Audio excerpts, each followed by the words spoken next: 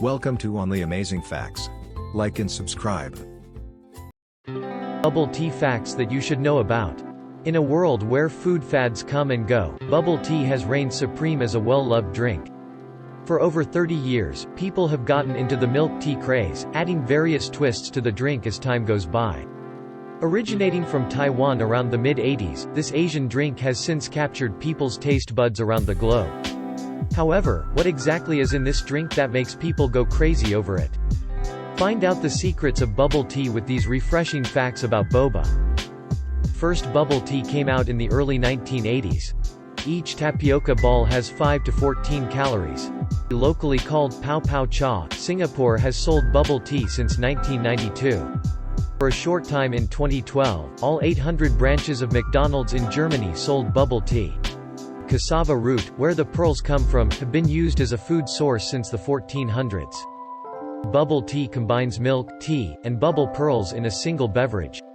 The bubble tea's other names are pearl milk tea, bubble milk tea, and boba. Bubble tea originated from Taichung, Taiwan. Bubble tea is widely famous for its chewy tapioca balls. 5. The bubble tea's tapioca balls traditionally come from cassava root. Bubble tea also has many other toppings or sinkers such as Oreo, beans, and grass jelly. And you can make bubble tea by mixing and matching a variety of over 100 ingredients. Variations of bubble tea may include fruit flavorings. The mixture of hot Taiwanese black tea, condensed milk, small tapioca pearls, and honey is one of the oldest versions of bubble tea. Although some personalities in Taiwan claim to be the inventor of the bubble tea, nobody knows for sure who invented it. Bubble tea's tapioca is a cheaper alternative to sago pearls. The ice-blended versions of the bubble tea are prepared from a blender resulting in a slushy texture. The adaptation of bigger tapioca pearls quickly penetrated the market to replace the original small pearls.